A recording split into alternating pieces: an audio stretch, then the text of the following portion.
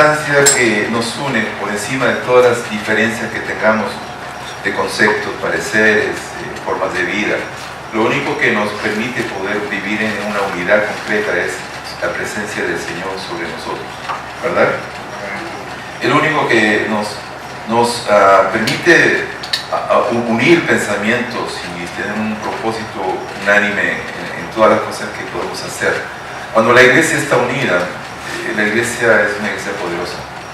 Cuando la iglesia simplemente es fraccionada, la iglesia es débil. Una de las cosas que le preguntaron al cardenal Landázuri,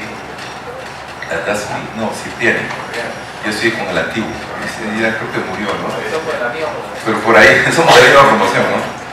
Entonces, le preguntaron, ¿qué opina usted que la iglesia cristiana esté creciendo, avanzando y teniendo, digamos, alcance, y como que la iglesia tradicional está siendo mermada por el crecimiento de aquellos cristianos evangélicos?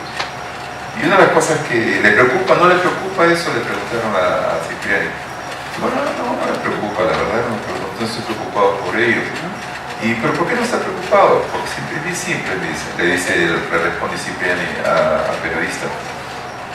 Viste que la iglesia cristiana siga fraccionada como está. Simplemente no me preocupa. Y es porque él analizando, se da cuenta que cuando la iglesia no tiene una unidad necesaria, simplemente no tiene fuerza. Cada uno tira por su lado, ¿no? Cada uno jala hacia un sitio, cada uno tiene una visión propia, que no está mal, pero cuando se trata de propósitos de la iglesia, de propósitos generales, qué bueno sería que toda la iglesia cristiana pudiéramos tirar para un solo sitio, una sola unidad, ¿no? Cuando, por ejemplo, hubo la marcha sobre la ideología de género, bueno, por lo menos allí se vio que la iglesia cristiana estábamos unidos en ese punto. Qué interesante sería que tuviésemos un solo candidato, ¿no? Un solo candidato cristiano, que el pueblo cristiano, por ejemplo, viera lo que es el liberalismo, pudiera ver la importancia y lo bueno que es el liberalismo, y pudiéramos todos unirnos y poder apoyar la candidatura del pastor Claudio, por ejemplo. Y no lo digo esto porque digo así, sino porque podríamos tener una fuerza increíble, ¿no? Pero hay muchos por ahí que se levantan y que quieren también postular y hacer cosas cuando simplemente ayudaría a que la iglesia cristiana pudiera tener un puesto. Una de las cosas que pude aprender de la Torre de Babel es que y la Biblia dice que todos estaban de acuerdo, estaban unidos, y tanto así que Dios dijo, o sea, esto no hay límite. Dios se dio cuenta que no había límite, que simplemente en esa unidad era una unidad hasta peligrosa. Entonces los divide. ¿Cómo los divide? Pues con los idiomas que cada uno recibió, ¿no? Porque digamos, se daba cuenta la capacidad y la fuerza cuando todo un pueblo, una nación está unida en un propósito. Cuando la iglesia está unida en un propósito, como por ejemplo los que estamos aquí unidos en adorar, en cantar, en guiar a las personas al Señor y todo eso, pues simplemente la iglesia es fuerte. Yo quiero hablar un poco esta mañana, tengo un poco raro esta cosa aquí, parezco un cyber. Quiero hablar un poco hoy día de un pasaje bíblico, de tres cosas muy importantes en el crecimiento. Quiero que todos vayamos a Lucas,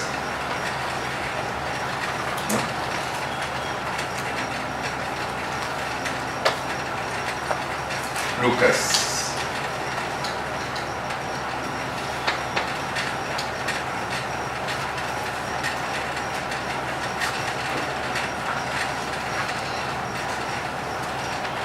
Capítulo 2 de Lucas.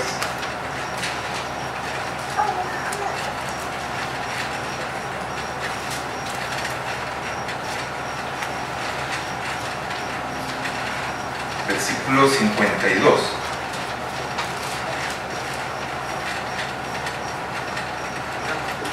¿Qué dice? ¿Lo tienen todos? Ok.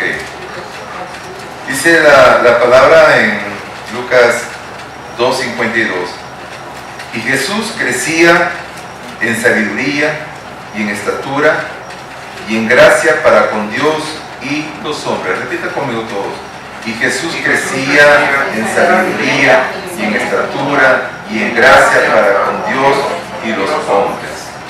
¿Saben? Una de las cosas que me impresiona dentro de la Biblia cuando leo el Antiguo Testamento es la historia del joven Salomón. ¿Recuerdan ustedes? Cuando él ascendió al trono. ¿Recuerdan cuando él ascendió al trono? Después que su padre le delegó el reino a Salomón, ¿no? Salomón tuvo, dice la palabra, nos enseña que tuvo un encuentro con Dios, un tiempo muy especial con Dios. Y allí el padre le da la oportunidad a Salomón de elegir qué era lo que mejor quería. El padre le dijo, lo que tú quieras, ¿quieres reinos? ¿Quieres dinero? ¿Quieres fama? ¿Quieres gloria? ¿Quieres poderío? O sea, todas las grandezas que definitivamente todo ser humano quisiera tener. ¿Me entiendes? Todo ser humano quisiera tener ese tipo de grandezas. Pero Salomón nos dice la palabra que Salomón le pide a Dios una de las cosas por encima de todo eso, y es sabiduría. ¿Me entiende? Fíjese, interesante, porque eso va por encima de todo lo que como seres humanos anhelamos. ¿Quién no quiere dinero? ¿Quién no quiere una linda casa, una buena posición económica, un buen carro, una buena cuenta bancaria, ¿no? Mucho dinero, buena ropa, buenos restaurantes, buena comida? O sea, ¿quién no quiere disfrutar de la buena vida? No es malo, es bueno. Y el Salomón tuvo la oportunidad de que Dios le dijo, mira, escoge lo que quieras, yo te lo voy a dar. Solo es cuestión que tú lo escojas.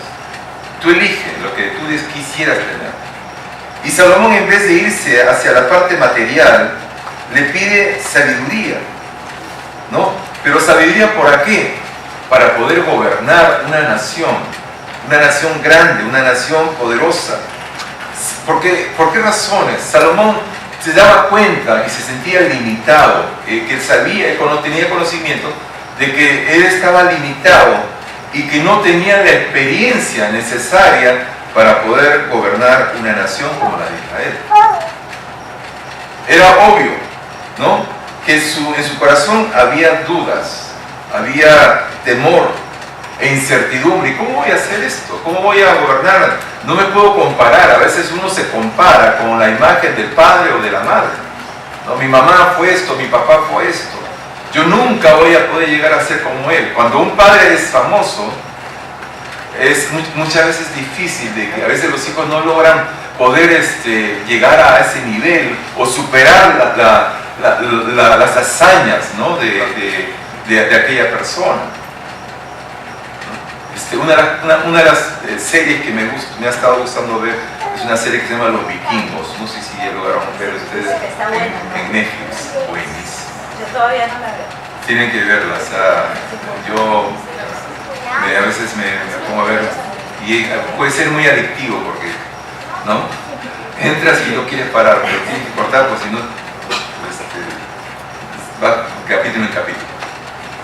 Y una de las cosas que me impresiona mucho es cuando un Yar, que era un príncipe de un pueblo, ¿no?, famoso por sus hazañas, increíble.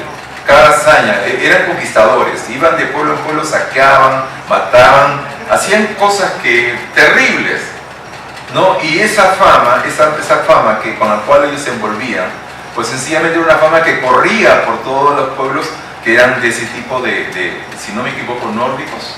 No. Entonces, Normandía, nórdicos, esa área.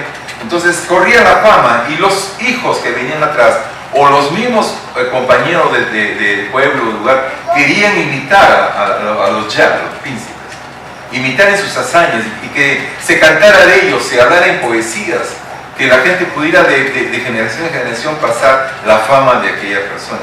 Y yo pienso que David, en cierta manera, al ver la fama de David, ¿entiendes? Salomón, al ver la fama de David, él se sentía en cierta manera un poco intimidado, limitado, con incertidumbre de tener la capacidad para poder gobernar un pueblo como Israel. O sea, demasiada responsabilidad sobre él, un peso increíble. De la noche a la mañana ya no es el príncipe simplemente, ahora es un rey gobernando una nación.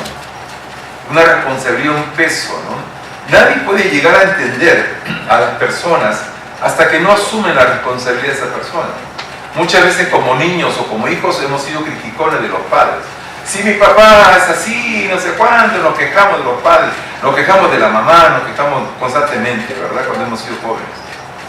Pero cuando nos tocó ser padres, nos dimos cuenta la responsabilidad que teníamos por encima. Es diferente la posición de uno, porque ya no lo ves de la óptica de hijo como la del padre, listo para criticar, para no estar de acuerdo, para rebelarse contra las decisiones. Ahora lo ves como, ahora yo, teniendo la autoridad para gobernar, la responsabilidad que cada decisión que tú tomas sobre la vida de ese joven, de ese niño o de esa familia, es una responsabilidad que va a marcarlo para toda su vida. Entonces, a veces cuando yo crío a mis hijas, o sea, criando a mis hijas, me siento limitado, porque digo, Señor, dame sabiduría para poder guiar a mis hijas. Dame sabiduría para poder guiarlas en los caminos tuyos, en la ética, en una dirección correcta de acuerdo a como tu palabra nos enseña. Dame esa capacidad. Y a veces siento temor de las decisiones que uno pueda tomar y que puedan afectar para todo su futuro. Es otra posición. Y yo pienso que Salomón se sentía de la misma forma, sentía el peso de esa responsabilidad, una carga tan grande que no podría llevar sin la ayuda de ¿quién? Sin la ayuda de Dios.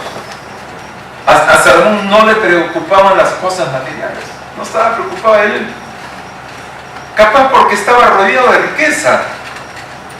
Recuerden que Salomón era un príncipe y que tenía todo lo que David había obtenido. No le preocupaba mucho la riqueza, no era su preocupación, tenía la riqueza ahí. O sea, pero esa riqueza tan grande que tenía ya David, el Señor le dijo, yo te puedo dar más.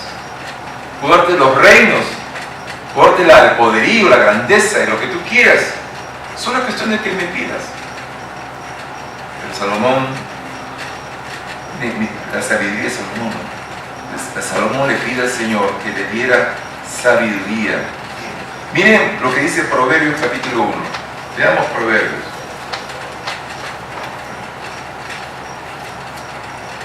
Proverbios.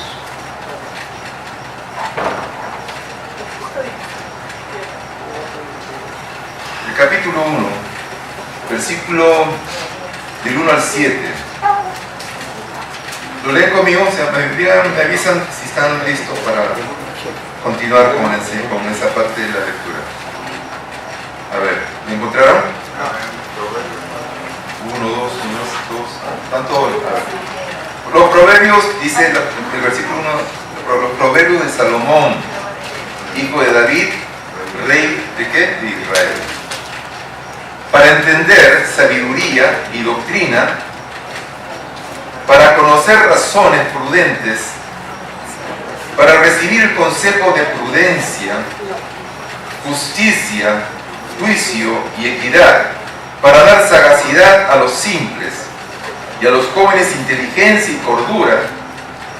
Oirá el sabio y aumentará el saber, y el entendido adquirirá consejo, para entender proverbio y declaración, palabras de sabios y sus dichos profundos. Que dice el 7, el principio de la sabiduría es el temor de Jehová. Los insensatos desprecian la sabiduría y la enseñanza. Yo cuando leo esta parte, sobre todo en el versículo 2 de este capítulo 1 de Proverbios, me imagino viendo a Salomón haciendo una oración al Señor. ¿Sabe qué, Señor? Yo quiero que tú me ayudes a entender sabiduría y doctrina. Quiero que me enseñes qué es lo que es el significado de tu palabra. Quiero conocer que razones prudentes, o sea, tener un razonamiento prudente y conocer personas que tengan un razonamiento también prudente y que me ayuden a gobernar. Quiero recibir consejo de prudencia, ¿no? Ahí salió el nombre de la mujer prudencia, ¿no? Entonces, quiero ser justo, quiero hacer justicia y ser equilibrado en todo lo que haga.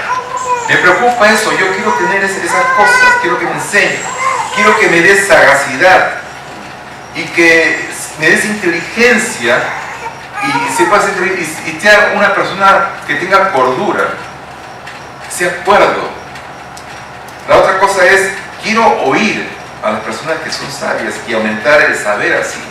Yo estoy interesado en eso, Señor.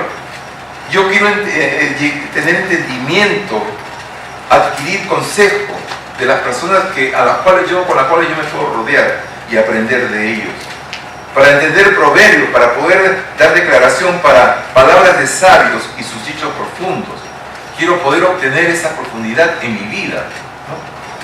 El principio de la sabiduría es, ¿dónde está la sabiduría? En el temor de Jehová. En el temor de Jehová. Yo imagino a él declarando esas palabras, diciéndole a Dios, eso es lo que yo necesito. Yo quiero rodearme de todas aquellas personas. Qué importante es rodearnos de personas que son personas sensatas, que son personas prudentes, que son personas que nos permite poder analizar. El amigo verdadero no es aquel que te apaña en todo. No es aquel que te abraza y te dice, ah, qué lindo, y que siempre está estando contigo y te felicita. A veces es mejor tener cierto temor de eso. Aquel amigo que te puede decir las cosas como son, que a veces no nos gusta escuchar, sobre todo a hombres. A los hombres no nos gusta que nadie nos dé consejo. ¿Verdad, hombres? No, es más, si no lo pedimos, me peor todavía. Siempre tenemos una idea, un concepto y somos tan individualistas. Miren nomás cómo nos relacionamos. Las mujeres se paran en una cola y inmediatamente se relacionan. Hola, comienzan a hablar, se cuentan y terminan contándose su historia. Los hombres estamos parados en una fila esperando algo y ni nos miramos. Y nos miramos así con una cara de que ahorita te voy a volver. Somos secos, pero somos así, ¿no? Y sin embargo las mujeres tienen una facilidad para relacionarse unas con otras. Increíble, ¿no? ¿Cómo son ellas? Entonces yo me imagino a Salomón pidiendo todos esos detalles para poder gobernar. Señor, necesito poder tener estas virtudes, estas cosas que me permitan a mí poder llevar a esta nación hacia algún punto donde tú quieres. Señor, ¿qué le hace? Te da la sabiduría. Y cuando leímos en el primer pasaje que yo quisiera que todos vuelvan a leer, en el versículo 7, perdón, capítulo 2 de Lucas, versículo 52. Que alguien me lo lea, por favor. Y Jesús crecía en sabiduría y en estatura, y en gracia para con Dios los hombres. O sea, el Señor Jesús mismo, siendo Dios, 100% Dios y 100% hombre, como la palabra nos enseña, dice, crecía en 3 áreas. Y la primera cosa que él tuvo que también recibir en su corazón es sabiduría. Como sabemos, la sabiduría que viene de Dios. Es una sabiduría que no se equivoca, una sabiduría que es correcta, que es perfecta, que es buena, que es agradable, que nos permite poder tener un equilibrio, un derrotero, que nos permite poder tener un punto prudente en todo lo que emprendemos y hacemos. Crecer en sabiduría es aprender a llevar una vida de integridad, que nos permite ser íntegros, porque la sabiduría te da prudencia, te da razonamiento, te da capacidad de poder ver, visionar y ver las cosas en adelante. Te permite tener un equilibrio en todas las cosas que tú emprendes. ¿Por qué? Porque la sabiduría te da la capacidad de hacer decisiones correctas. ¿Saben? Yo aseguraría que si yo pido a todos ustedes levantar las manos y poder decir, ¿cuántos de ustedes quisieran volver a la historia, atrás, y dirían para no tomar la decisión que tomaron y que afectó tu futuro? Yo me lamento muchas veces de cosas en mi vida en las cuales yo diría, si yo pudiera volver atrás, yo no habría hecho eso. ¿Soy el único?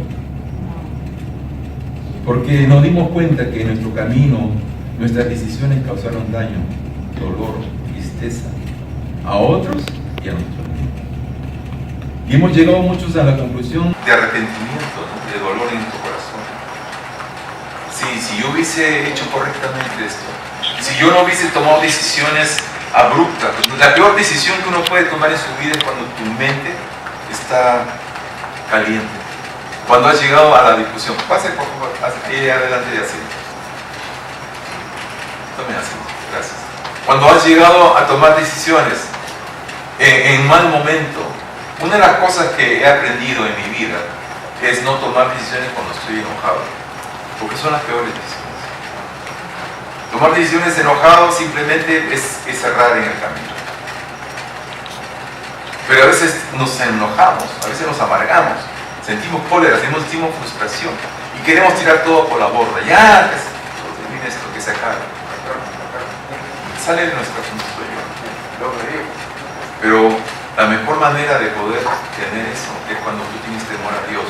Y cuando cada decisión que tú tengas en el camino por delante y que tengas que tomar, puedas llevarse a la presencia del Señor, diciendo al Señor, es correcto eso, es agradable, es bueno para mí, es bueno para los que me rodean, va a ser de trascendencia.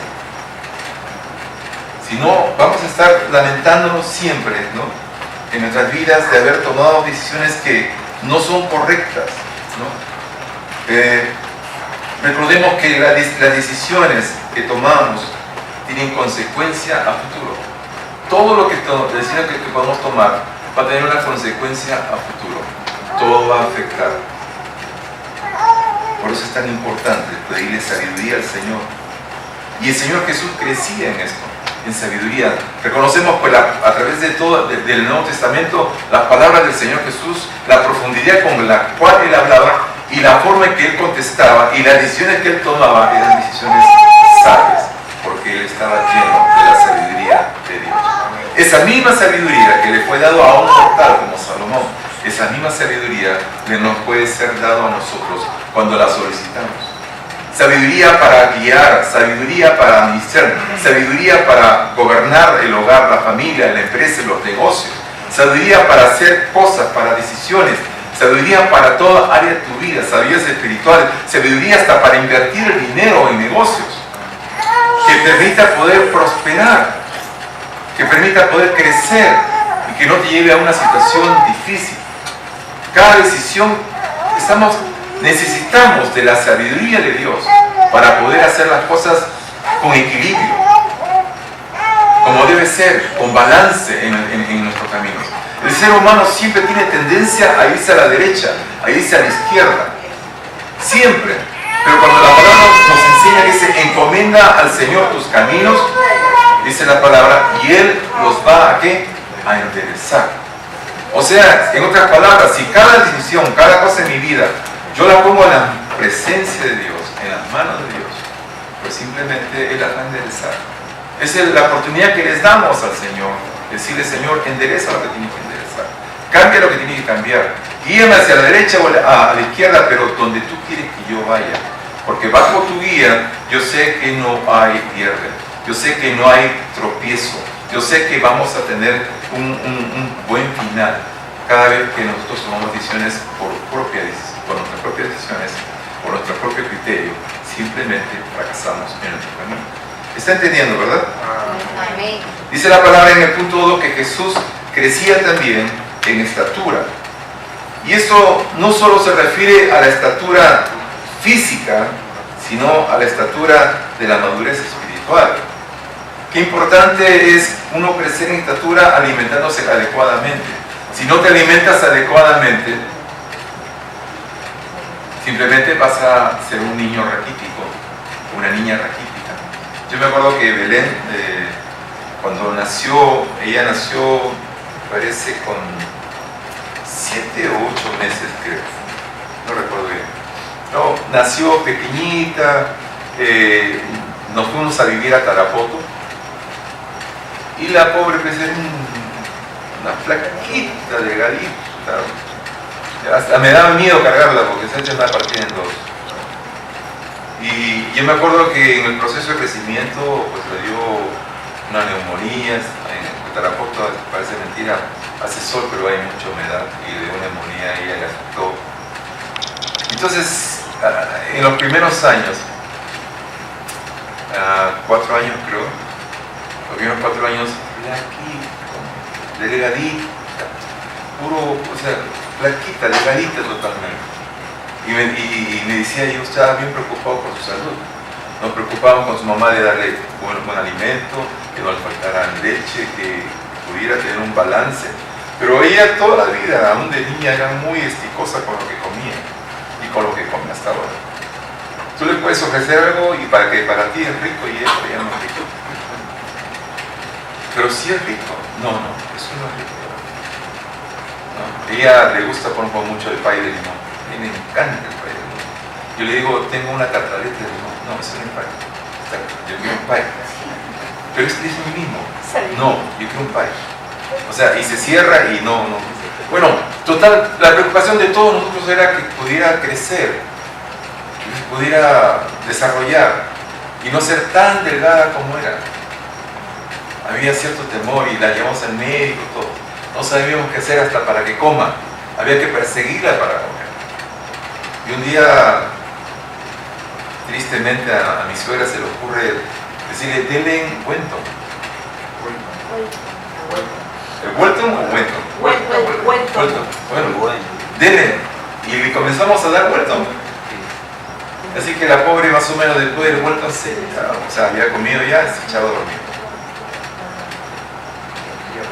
¿No? Y comenzó ahí a haber un desarrollo en ella. Y ahora hay que corretearla para que no coma.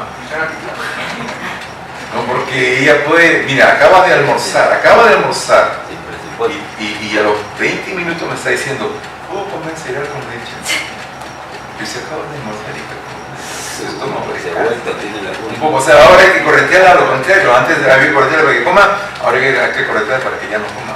Hay que medirla, ¿no?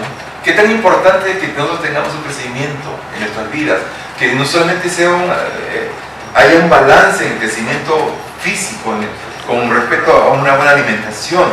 De la misma forma, uno tiene que crecer en estatura, alimentándose adecuadamente en el área espiritual, ¿no? Uno crece en estatura espiritual. ¿Cómo crecemos en estatura espiritual? ¿Cómo logras crecer? ¿Cómo logro crecer en estatura espiritual? La Biblia nos dice que la forma en que crezcamos en ayuda espiritual es a través de la oración. Uno de los puntos importantes es orando, buscando su presencia. Y cuando digo buscar su presencia, no es como esa presencia, es ese concepto claro que tenemos ahora, que orar no es una maldición, no es una carga, no es una sensación de tormento, que si no oro estoy en pecado, estoy mal, estoy andando incorrectamente, porque hay un pensamiento en esa área y que nos han enseñado por años. Que no, si no tenemos esa vida espiritual fuerte, estamos mal, estamos en pecado. Cuando yo entendí que la oración es simplemente ese anhelo, ese deseo de estar con el Padre Celestial, y ese gusto de estar con una persona con la cual tú quieres compartir. ¿No han disfrutado de personas que en la cual te gusta sentarte y hablar con ellos? Porque escuchas hablar a ellos y aprendes. Estás sentado con personas que la cual te agrada escuchar sus historias, te agrada escuchar sus pensamientos, y tú disfrutas tomar un café con esas personas. De la misma forma, la oración es un tiempo en el cual disfrutamos de estar con Dios, con alegría de corazón. Para mí, los cultos en la iglesia no es un tiempo para decir, tengo que cantar otra vez, tenemos que escuchar al pastor Jorge, al pastor Colombati, al pastor Claudio. Es un tiempo de disfrutar de las cosas bonitas de Dios, de la experiencia, de las cosas lindas del Señor que tiene preparado para con nosotros. Y orar, esa relación es como conversar con Dios. Algunos piensan que la oración es como un rezo, y la oración no es como un rezo. La oración es lo que hay en tu corazón expresado al Padre Celestial, en esa plena comunicación en la cual tú le cuentas y le hablas de acuerdo a lo que tú estás viviendo y como estás sintiendo. Qué bonito poder sentarse a conversar con Él. Ya no es una sensación de pesadez, ¿no? Tengo que levantarme a las 5 de la mañana para hacer mi devocional. Te digo, mira, si no puedes, no te levantes a las 5 de la mañana, levántate a las 6. Prepárate mientras vas duchándote, vas desayunando, habla con Dios, conversa con Dios. anda en el micro, en el carro, donde quieras, donde vayas, anda conversando con Dios. ¿Saben qué? Yo leo la Biblia, todos los días leo la enseñanza y todos los días me alegra escuchar y leer lo que recibo de parte de Dios.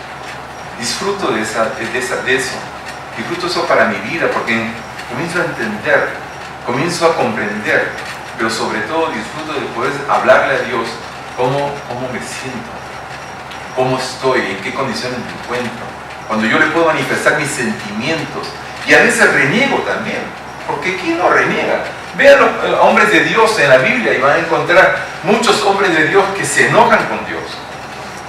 Se enojaron y expresaron sus sentimientos. ¿Usted cree que ahora sí Dios nos va a fulminar y nos va a quitar de la tierra porque nos enojamos? No, Él conoce nuestra naturaleza. Saben que tenemos tiempos buenos y tiempos también de enojo. Y que a veces tenemos cosas para reclamar a Dios, ¿no? ¿Por qué esta situación? ¿Por qué está pasando esto? ¿Por qué estoy viviendo esto? Pero en ese tiempo de la cual podemos conversar, porque, o así como cuando viene un hijo y te reclama, papá, ¿por qué no me has dado esto? ¿Por qué no he recibido esto? Y tú le respondes y le dices, lo hice por estas razones. Tú llegas a tener paz en tu corazón, sabiendo que todo está en las manos de Dios. Todas las cosas están en su mano y que Él tiene el control de las cosas. Ese entendimiento de poder saber que Él está en control de las cosas, de los detalles de tu vida, nos trae paz. Pero eso lo obtenemos con esa relación de la oración. La otra fase para que una vida pueda tener crecimiento, así como Jesús crecía, dice la palabra que crecía también con el conocimiento de la palabra, el conocimiento de la Biblia, la enseñanza, la importancia de aprender principios de la palabra del Señor para que puedan ser aplicados en nuestro diario vivir. ¿Cómo obtenemos la sabiduría de Dios si no es por el conocimiento de la palabra? ¿Cómo conocemos cómo piensa Dios? ¿Cómo actuaría Dios? ¿Cómo reaccionaría Dios ante muchas circunstancias? Es simplemente por el conocimiento de la palabra. Sin conocimiento hay ignorancia, y si hay ignorancia erramos, caemos, tropezamos en nuestro camino. Tenemos malas decisiones por falta de conocimiento. Pues la Biblia lo dice, por falta de conocimiento mi pueblo perece. Muchos cristianos no saben a qué aferrarse y cómo aferrarse a Dios porque no tienen conocimiento de la palabra. No conocen ni han leído la palabra, ni la leen, ni siquiera disfrutan, piensan que es un acto de cansancio, de agotamiento. Cada vez que lo lee la Biblia, quiero dormir. Algunos quieren usar la Biblia para poder como un día sepan, ¿no? Para dormir, ya. No puede dormir anoche, lee la Biblia. Alguien dijo por ahí. ¿No? Pero no es así. Porque la Biblia nos trae conocimiento, nos trae sabiduría, nos trae la capacidad de ver la naturaleza de Dios, de cómo Él maneja las cosas y cómo Él gobierna las cosas. Y eso nos permite aprender de su naturaleza para que nosotros podamos también desarrollar esa naturaleza. Eso trae equilibrio a nuestras vidas. La importancia del crecimiento a través de la palabra. Otra importancia del crecimiento, así como lo hacían, es congregándose. Congregándose, porque la iglesia nos ayuda a eso, a que podamos tener conocimiento de Dios. Congregándonos, ayudándonos unos a otros, aplicando todo lo que aprendemos de la forma en que Dios tiene misericordia para con nosotros. Esa misma misericordia debe ser abocada hacia las personas con las cuales nos rodeamos. Por eso la insistencia cada domingo que les digo, mire, disfrute del buffet, pero el buffet solamente es un pretexto.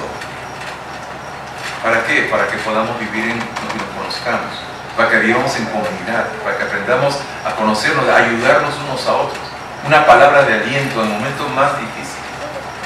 Capaz, la gente cuando tú le preguntas a las personas, ¿cómo te encuentras? ¿Cómo estás? Decimos por naturaleza, bien. ¿Te estás cayendo? Y dices, bien. ¿No sería más honesto decir, mira, estoy más o menos? Hoy día yo llegué acá a la iglesia y le digo, me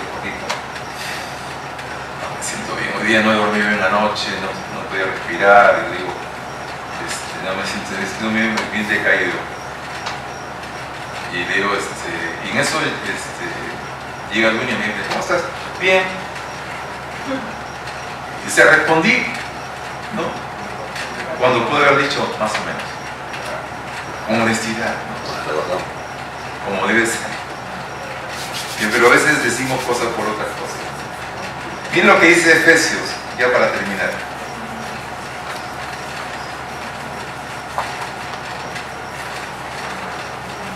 Efesios capítulo 4, versículo 13.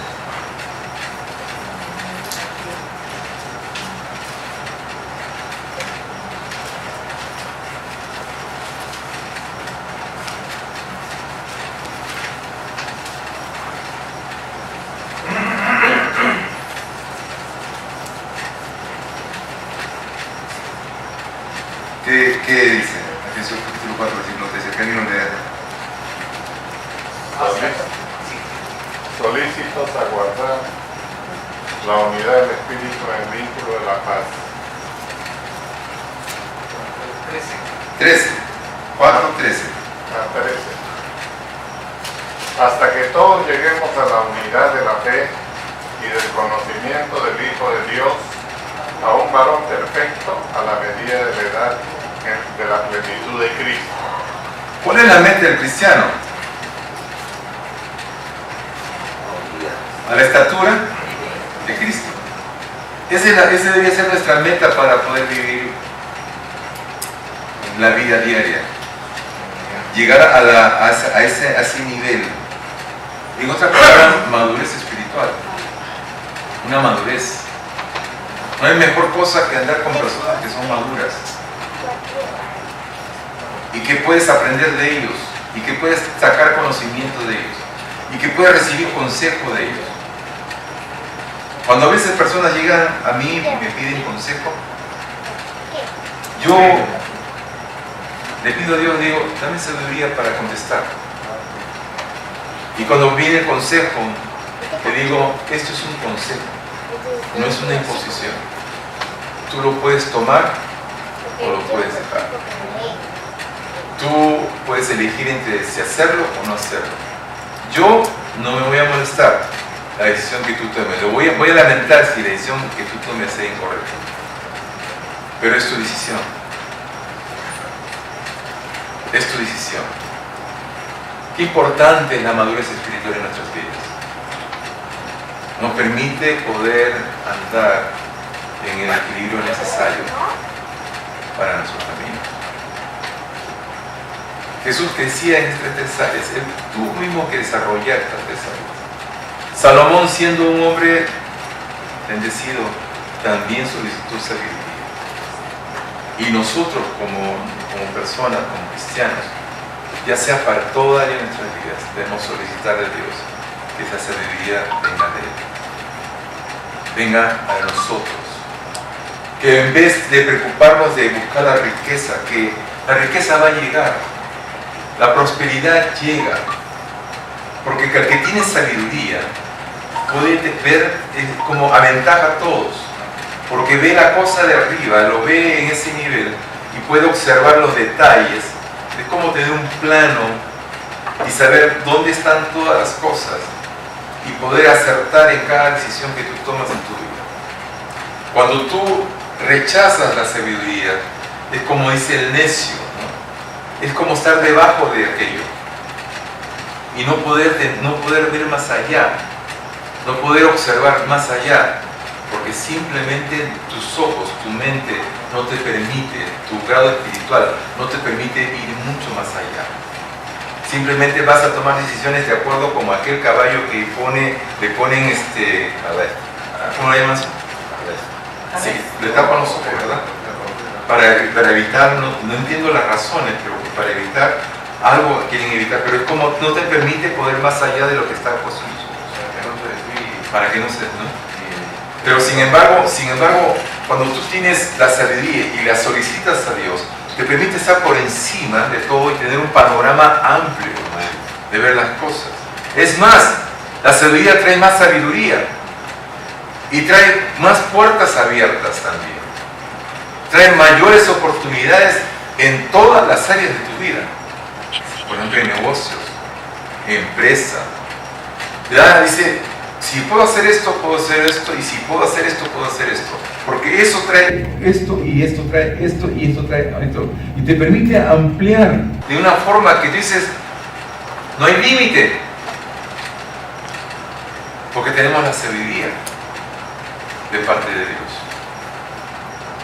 Para gobernar, para guiar a nuestros hijos, a nuestra familia. Para nuestras propias relaciones interpersonales. Qué tan importante es tener sabiduría para poder vivir una vida en armonía, en paz con la familia, con los hermanos, con los amigos, y no acarrearnos continuamente conflictos y problemas y dificultades por nuestras malas decisiones. Por eso el Señor Jesús crecía, y Salomón tuvo el reino más grande, famoso, trascendió la historia, trascendió también las naciones, porque los reyes sabían de la sabiduría que este hombre tenía, y fue probado en muchos momentos, en muchas oportunidades. Salomón sacó a la luz esa sabiduría que había recibido de parte de Dios. ¿Cuántos quieren sabiduría? ¿Cuántos quieren tener esa sabiduría que viene de dónde? Viene de Dios. Eso no es humano. La sabiduría viene de Dios. Y tú la puedes pedir, la puedes solicitar. Y lo que tú pidas en tu corazón, porque es un punto que te va a permitir el equilibrio de todo. Y a Dios le agrada. Dios no tiene por qué no dártela. Tú le puedes pedir sabiduría para todo área de tu vida. Y eso te va a evitar mucho dolor de corazón, mucha tristeza en tu vida. Va a evitar que te tropieces cada momento, que te caigas a cada momento, que te hagas doler tu corazón. Va a evitar muchas cosas, porque vas a ser guiado por la sabiduría de Dios. Yo quiero ser guiado por la sabiduría de Dios. Quiero que cada decisión que pueda tomar, pueda hacerlo bajo ese concepto. Que el Señor les bendiga esta mañana.